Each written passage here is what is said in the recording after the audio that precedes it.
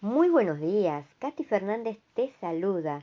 Qué lindo saber que estamos juntos nuevamente para abrir la carta de nuestro Papá Celestial. Te invito a que oremos y a que traigas tu Biblia.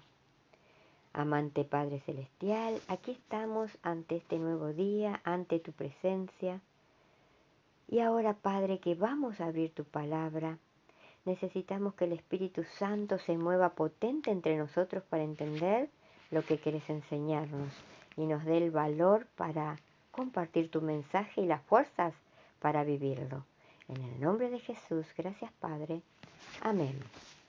Esta semana la lección lleva por título Vencer con el bien el mal.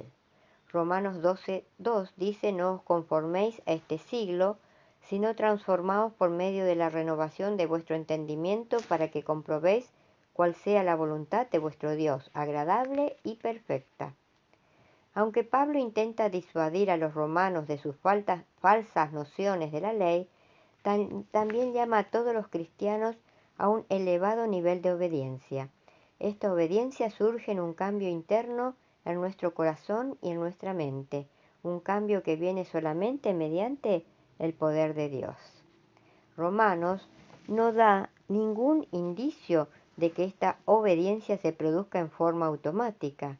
El cristiano necesita instruirse en cuanto a cuáles son los requisitos y debe buscar el poder sin el cual esa obediencia es imposible. Pablo nunca tuvo intenciones de despreciar las obras. En los capítulos 13 al 15 hace gran hincapié en ellas.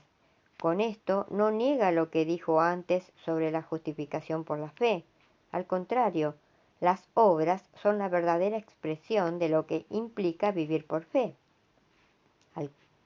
A los creyentes del Nuevo Testamento se les ha dado un ejemplo de comportamiento moral apropiado en Jesucristo. Nadie más que Jesús, Él, muestra el modelo para seguir. Haya pues en vosotros este mismo sentir que hubo también no en Moisés, ni en Daniel, ni en David, ni en Salomón, ni en Enoc, ni en Débora, ni en Elías. Haya pues en vosotros este mismo sentir que hubo en Cristo Jesús. Filipenses 2:5. La norma no puede ser más elevada que esta.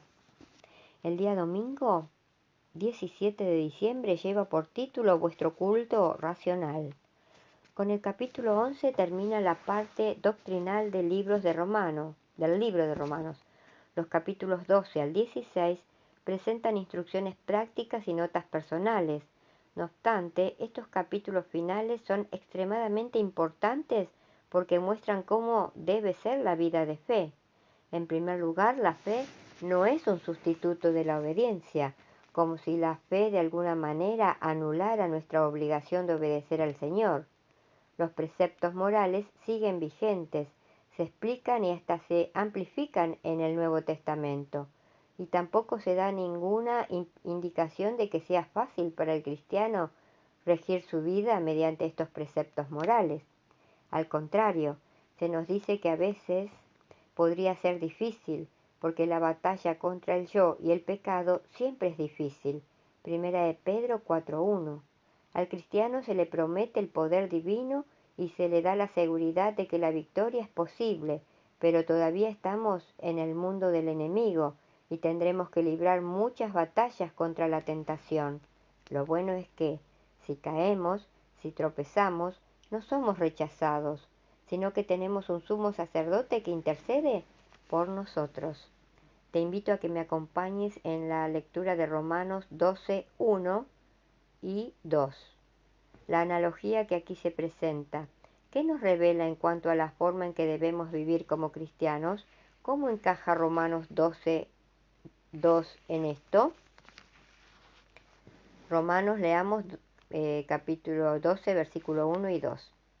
Así que, hermanos, os ruego por la misericordia de Dios que presentéis vuestro cuerpo en sacrificio vivo, santo, agradable a Dios, que es vuestro culto racional. No os conforméis a este siglo, sino que transformaos por medio de la renovación de vuestro entendimiento, para que comprobéis cuál sea la buena voluntad de Dios, agradable y perfecta. En Romanos 12:1, Pablo alude a los sacrificios del Antiguo Testamento, así como en la antigüedad se sacrificaban animales a Dios, ahora los cristianos deben entregar su propio cuerpo a Dios, no para morir, sino como sacrificio vivo dedicado a su servicio. En tiempos del antiguo Israel se examinaban con mucho cuidado todas las ofrendas presentadas como sacrificio. Si se descubría algún defecto en el animal, era rechazado, porque Dios había ordenado que la ofrenda fuera sin mancha. Por lo tanto, se insta a los cristianos a presentar su cuerpo en sacrificio vivo, santo, agradable a Dios. Para lograr esto, todas sus facultades deben conservarse en la mejor condición posible. Aun cuando ninguno de nosotros esté sin mancha, lo importante es que debemos tratar de vivir en un mundo tan intachable y fiel como podamos. Transformados por medio de la renovación de vuestro entendimiento, Romanos 12:2, de esta manera el apóstol describe el progreso cristiano, porque se dirige a los que ya son cristianos. La vida cristiana no significa quedarse quieto, sino pasar de lo que es bueno a lo que es mejor. Esto lo escribió Martín Lutero en su comentario sobre Romanos, página 167-168. ¿Qué quiere decir pasar de lo que es bueno a lo que es mejor en la vida cristiana? Ahora pasamos a leer la meditación de hoy, que lleva por título Nacido para morir. Mateo 26:39 dice: Yendo un poco adelante, se postró sobre su rostro, orando y diciendo: Padre mío, si es posible, pasa de mí esta copa, pero no sea como yo quiero, sino como tú. La noche del Getsemaní fue la más terrible que un ser humano pueda haber vivido. Jesús debía morir al día siguiente. Al venir a la tierra, había aceptado voluntariamente ser el sustituto de la raza humana y morir para pagar el precio del pecado del hombre. Pero Jesús vino a la tierra como hombre, era plenamente Dios y plenamente hombre, no se disfrazó de hombre, asumió nuestra naturaleza humana y como hombre tenía instinto de conservación. No quería morir, detestaba el dolor y el sufrimiento, y haría todo lo posible para evitar ser herido y sangrar hasta morir. La lucha en el jardín del Getsemaní fue una lucha de la salvación humana. Jesús se sentía solo y abandonado, sentía sobre sí el pecado de toda la humanidad y sabía que su Padre no podía soportar el pecado. Por lo tanto, se sentía lejos del Padre. Por otro lado, tenía miedo de morir. Tenía tanto miedo que dijo a su Padre: Padre mío, si es posible, pase de mí esta copa, pero no sea como yo quiero, sino como tú. Hubo un momento en que las manos de Jesús hubo un momento en que en las manos de Jesús estuvo nuestra vida o nuestra muerte eterna. Jesús tembló. La naturaleza humana habría entonces muerto allí bajo el horror de la presión del pecado. Si un ángel del cielo no hubiera fortalecido a Cristo para que soportara la agonía. Comentarios del Comentario Bíblico Adventista, tomo 5, página 1078, de Elena de White. Jesús podía haber abandonado todo esa noche y regresado al cielo, pero si lo hubiera hecho, la raza humana hubiera quedado perdida para siempre. Fue el amor por el hombre lo que llevó a Jesús a soportar la terrible prueba y a beber el cáliz de la muerte. Por eso ningún ser humano tiene derecho a pensar que no vale nada o que no significa mucho. Si tú no significaras nada, Jesús no habría derramado su vida en la cruz del Calvario por ti. Él te ama, sin importarle tu condición social o tu raza. Tú solamente eres valioso para nuestro Dios vivo porque eres tú, porque eres lo más lindo que Dios tiene en este mundo. A la mañana siguiente, el Señor Jesús estaba listo para enfrentar la muerte. Cargó una cruz ajena, porque para Él nadie preparó una cruz, simplemente porque Él no merecía una cruz. subió a la montaña del Calvario. Allí fue colgado entre dos ladrones. Al final de cuentas murió de la misma manera en que vivió, entre pecadores.